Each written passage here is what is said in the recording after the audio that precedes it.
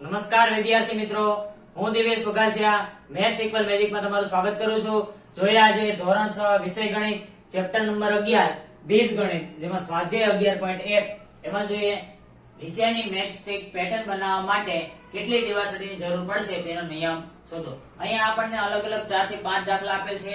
અહીંયા જે મૂળાક્ષર છે પહેલી ABCD ના એ બનાવવા માટે કેટલી દિવાસળી જોઈએ એના યુઝ કરીને આપણે નિયમ લખવાના છે.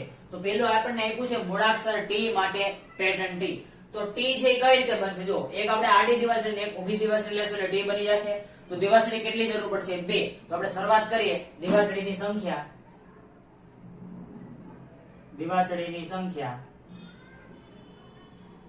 તો કે એક T બનાવવો હોય તો આપણે કેટલી દિવાસળી જોઈએ? 2. અને પછી આપણે લખવાનો નિયમ બરાબર 2n. હવે તમને ખ્યાલ છે આ n છે એ શું છે? ચલ કહેવાય, વેરિયેબલ કહેવાય. ત્યાં બીજી ABCD નો તમે કોઈ પણ લેટર છે લઈ શકો છો.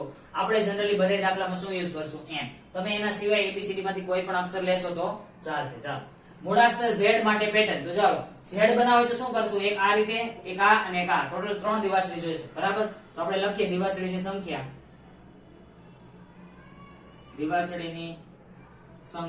તો એક Z બનાવો એટલે દિવાસળી કેટલી જોઈએ? તો કે 3.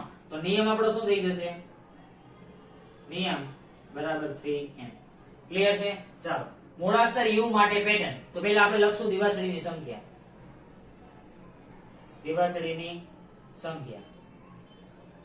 તો જો એક U બનાવવા માટે 1, 2 અને 3, તો 3 દિવાસળી જોશે. તો U બનાવવા માટે 3 દિવાસળી જોઈએ.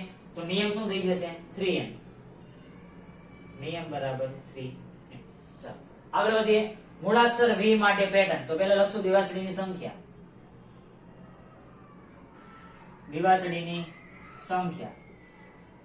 હવે જુઓ V 1 અને 2, બે દિવાસળી તમે V બનાવી દેશો તો દિવાસળીની સંખ્યા કેટલી થઈ ગઈ? 2. તો એના માટે નિયમ શું થઈ જશે?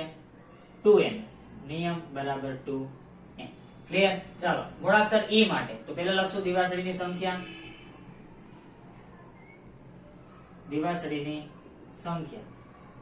બરાબર.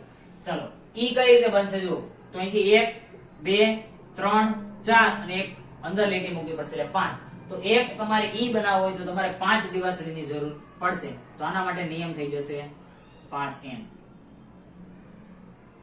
ક્લિયર? આગળ વધીએ. મૂળાક્ષર S માટે. તો લખીએ દિવાસળીની સંખ્યા.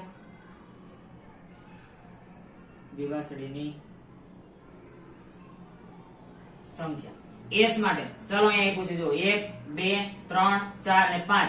તો એક S બનાવવા માટે દિવાસળી કેટલી જોઈએ? 5. તો નિયમ શું થઈ જશે? 5n. નિયમ બરાબર 5n.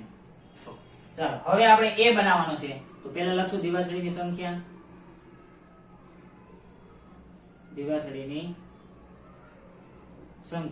બરાબર. ચાલો, A બનાવવા માટે જો 1, 2, 3, 4, 5 અને 6. બરાબર. 2 છે સાઈડમાં આવશે, આ બાજુ સાઈડમાં એટલે 4A અને 2 એક ઉપર અને એક વચ્ચે, તો ટોટલ 6 થશે. તો દિવાસળીની સંખ્યા કેટલી થઈ ગઈ?